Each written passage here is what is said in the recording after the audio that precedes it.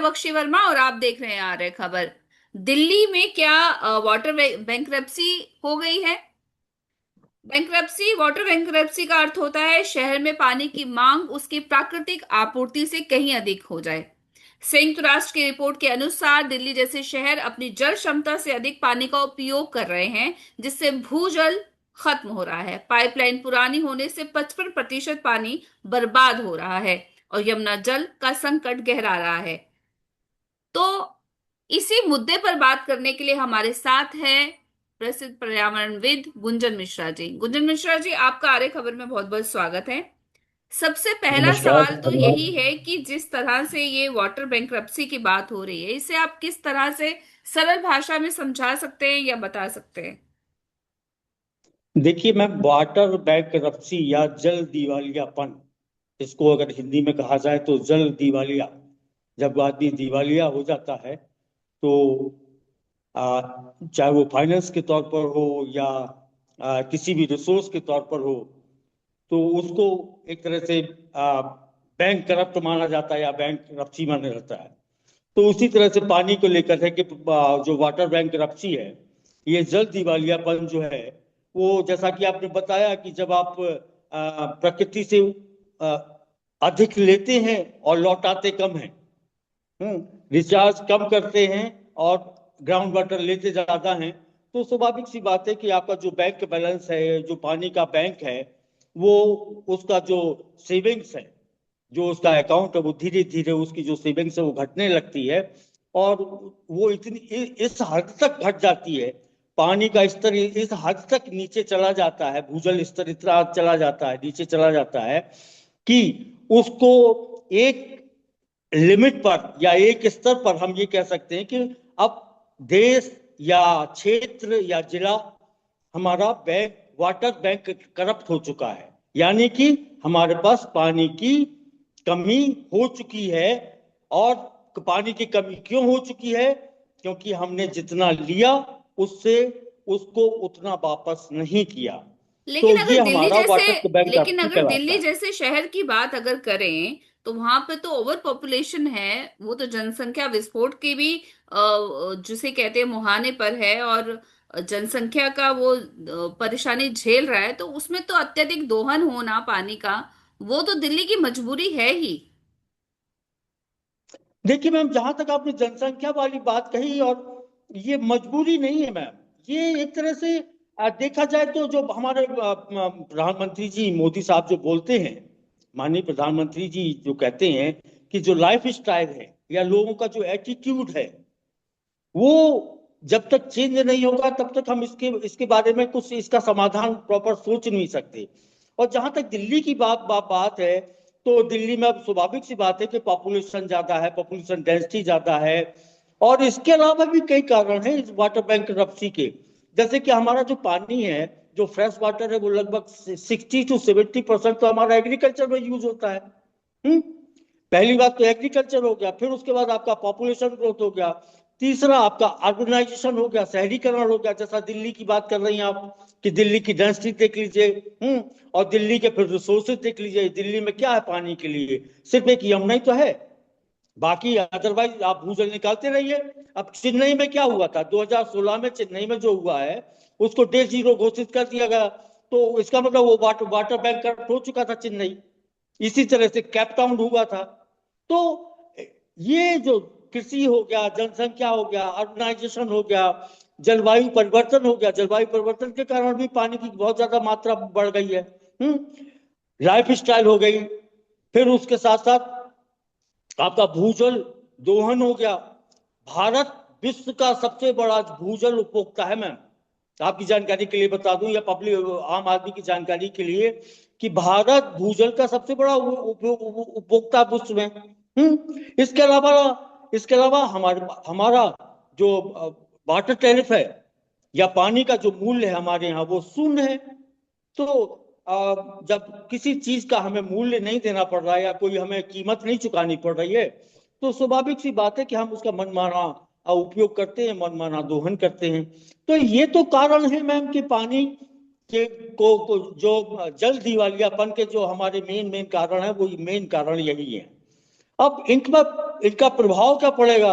अब पानी, water bank corrupt होने का प्रभाव जो है वो स्वाभाविक सी बात है, जैसे कि मैंने आपकी कृषि की बात की, तो स्वाभाविक सी बात है कि खाद्य सुरक्षा पर असर पड़ेगा, आर्थिक विकास प्रभावित होगा, सामाजिक और आर्थिक असमानता बढ़ेगी। हम्म जल संघर्ष होंगे, कन्फ्लिक्ट होंगे, वाटर के लिए स्टेट में होंगे, फिर कंट्रीज में होंगे, डिस्ट्रिक्ट में होंगे, एरिया में होंगे। तो इस तरह से जो वाटर कन्फ्लिक्ट है वो बढ़ जाएंगे। ऊर्जा उत्पादन ये प्रभावित होगा आपका, क्योंकि ऊर्जा सीधा सीधा पानी से संबंधित है। फिर माइग्रेशन बढ़ेगा, आपका पलायन होगा लोगों का, एम्प्लॉयमेंट प्रभावित होगा, वुमेन एम्पावरमेंट प्रभावित होगा, हेल्थ इश्यूज होंगे। तो इस तरह के इनके जो वाटर बैंक करप्सी के इस तरह के इनके प्रभाव होंगे, इनके इम्पैक्ट पड़ेंगे।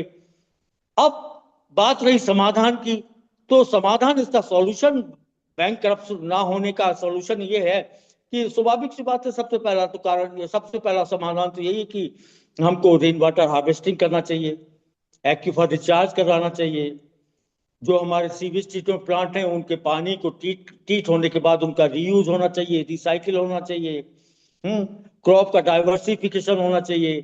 ऐसी क्रॉप्स हमको उगानी चाहिए जहां पर पानी की कम मात्रा उपयोग में लाई जाती हो, जैसे कि हमारे यहाँ जो होता रहा है पहले, हमारी जो पुरानी फसलें थी, जो मोटे अनाज जिनको कहा जाता है, सवा, कोदो, कुटकी, ज्वार, बाजरा, इनको कहा जाता है, ये इनमें पानी की खपत बहुत कम होती है और न्यूट्रिशियस भी होते हैं ये हेल्थ पॉइंट ऑफ व्यू से। तो इस तरह से हम इनके समाधान खोज सकते हैं। दूसरा, जो हमारे प्रकृति के जो हमारे साइकिल हैं, चाहे वो नाइट्रोजन साइकिल हो, चाहे हाइड्रोलॉजिकल साइकिल हो, चाहे कार्बन साइकिल हो, जो हमारे, इनका बैलेंस हमको बहुत जरूरी है, इनका बैलेंस रखना चाहिए, इनको संतुलित रखना चाहिए, फॉरेस्टेशन करना चाहिए, ऑर्गेनिक और नेचुरल फार्मिंग करना चाहिए। तो इस तरह से इनके समाधान भी हैं। तालाब बनाने चाहिए छोटे छोटे हमको, जो रेन वाटर हार्वेस्टिंग के जो हमारे नियम है, कानून है, जैसा कि हर स्टेट में अभी, लगभग हर स्टेट में, भारत में कुछ स्टेट में अभी ये लागू कर दिया गया, मैंडेटरी कर दिया गया कि रेन वाटर हार्वेस्टिंग कंपलसरी है। अगर आप मकान बनाते तो रेन वाटर हार्वेस्टिंग कंपलसरी है उस मकान के लिए। तो इस तरह के कुछ नियम कानून भी होना चाहिए जिनसे हम इस पे हम इनका सॉल्यूशन पा सकें। और इसके अलावा जो भारत सरकार की पहल है इसी पे आधारित है। आप देख लीजिए भारत सरकार जो पहल कर रही है, चाहे वो अटल भूजल योजना हो, अटल भूजल योजना के अंतर्गत आपके तालाब हो गए, और भी चेक डैम वगैरह हो गए, ये सब बनवाए जा रहे हैं। जल जीवन मिशन हो गया, हाँ, राष्ट्रीय जल नीति हो गई, वाटर पॉलिसी हो गई, नमामि गंगे के कार्यक्रम हो गए। नमामि गंगे के अंतर्गत कई नदियों का, चाहे वो गंगा हो, चाहे बड़ी नदियां हो, चाहे छोटी नदियां हो, उन सबका पुनरुद्धार का कार्यक्रम चला हुआ है। वर्षा वर्षा जल संचयन, इसकी रेन वाटर हार्वेस्टिंग, इसकी नहीं, इसको इसमें तो कंपलसरी ठीक कर है, दिया जाए। योजनाएं तो बनती हैं, सब लेकिन अगर कारगर रूप से देखा जाए तो अभी जमीनी स्तर पे तो ऐसा कुछ दिखता नहीं, क्योंकि दिल्ली के ऐसे बहुत सारे इलाके हैं जहां पे अभी गर्मियां शुरू होंगी और मारामारी शुरू हो जाती है, बहुत बुरी स्थिति में रहता है। तो अभी दिल्ली जो है वो इस संकट से तो जूझ ही रहा है। इवन सर्दियों में भी दिक्कत रहती है, अभी गर्मियों में तो हाल बेहाल होगा कुछ ऐसे एरिया में जहां पानी की सप्लाई का बहुत बड़ा इशू है। आपकी बात बिल्कुल सही है मैम, और ये दिन पर दिन बढ़ेगा, ये कम नहीं होना है। क्योंकि जिस हिसाब से अर्बनाइजेशन हो रहा है, जिस तरह से अर्बनाइजेशन ग्रोथ हो रही है, जो अर्बन जो पॉपुलेशन ग्रोथ है उसका पैटर्न उठा के देखिए तो उससे साफ पता चलता है कि हम लोग कितने रिस्क पर हैं। वाटर बैंक बैंक करप्सी के कारण किस रिस्क पर हैं हम लोग, उससे साफ पता चलता है, उस ग्राफ से साफ पता चलता है कि जो हमारी पॉपुलेशन ग्रोथ हो रही है, या जो अर्बनाइजेशन हो रहा है, सड़कें बन रही हैं, कंक्रीट के मकान बन रहे हैं, तो वाटर कहाँ से रिचार्ज होगा? एक तो बात यही है ना। तो ये सब चीजें हमको कंसीडर करना चाहिए, और हमारी नीति निर्माताओं को चाहिए, हमारी पॉलिसीज मेकर्स को चाहिए कि इन सब चीजों को उसमें नीतियों में हमारे इंक्लूड किया जाए, ताकि हम उस एट पार आ सकें। अगर पूरी तरह से नहीं आ सकते, हम पूरी तरह से सक्षम नहीं है, तो कम से कम एट पार तो हो सके, कि कम से कम हम इतना पानी तो हम रिचार्ज कर सकें जितना हम उपयोग में ले रहे हैं। तो ये सब चीजें हमारी जो हैं, ये हमारे पॉलिसी मैटर्स हैं, इन पर हमको ध्यान देने की जरूरत है, स्वाभाविक सी बात है। और दिल्ली ही क्यों, आप मेट्रो उठा के, विश्व में किसी भी मेट्रो में उठा के देख लीजिए, वो पूरी तरह से जितना भी हमारा जो शहर है, चाहे वो बड़े शहर हो चाहे छोटे शहर हो, उनका जो डेवलपमेंट है वो पूरी तरह से पानी पर निर्भर है। पानी का मतलब नदियों पर निर्भर है। भारत देश में देख लीजिए, दिल्ली यमुना पर निर्भर है, यूपी में लखनऊ गोमती पर निर्भर है, भोपाल में इसी तरह से तालाबों पर निर्भर है वो। इसी तरह से हर जगह कहीं ना कहीं कोई तालाबों पे, कोई नदियों पे, कोई कुओं पे, कोई बावड़ी पे। तो इस तरह से हर जगह कहीं ना कहीं हमें पानी के स्रोत चाहिए अपने विकास के लिए, अपने अपने आप को मेंटेन करने के लिए। तो ये सब चीजें तो हमारी नीति में और स्वाभाविक शामिल होना ही चाहिए। ये सबसे पहला। और अब ऊपर से तो करेला और नीम चढ़ा वाली बात हो गई। अब तो क्लाइमेट चेंज की भी बात होने लगी है। हाँ, अब ये रिसेंटली, अभी हाल ही में एक स्टडी हुई है, एक अध्ययन हुआ है, जिसमें ये कहा गया कि क्लाइमेट चेंज के कारण भारत की जो जीडीपी है वो 2.5% घट जाएगी 2030 तक। तो इन सब चीजों को हमें बहुत सोच समझकर, नेचर के रूल के अकॉर्डिंग, नेचर के अकॉर्डिंग हमको इन सब चीजों को डील करना होगा, इनके सॉल्यूशन निकालने पड़ेंगे। तभी हम किसी एक एक अच्छे परिणाम पर पहुंच पाएंगे। बिल्कुल, बिल्कुल। नीति निर्माताओं को ये समझना पड़ेगा कि जल जो है वो तो मूलभूत जरूरत है। और दिल्ली में जिस तरह का संकट है वो और भी गहराएगा अगर बात कुछ रिपोर्ट्स की करें तो दिल्ली जल बोर्ड की 50% पाइपलाइंस भी 20 साल पुरानी है। उसकी वजह से भी 55% पानी जो है वो वेस्ट हो जाता है, खराब हो जाता है। तो इस मुद्दे पे भी बात करना चाहिए। इस पूरे मुद्दे पर हमारे साथ बात करने के लिए आपका बहुत बहुत धन्यवाद। Thank you.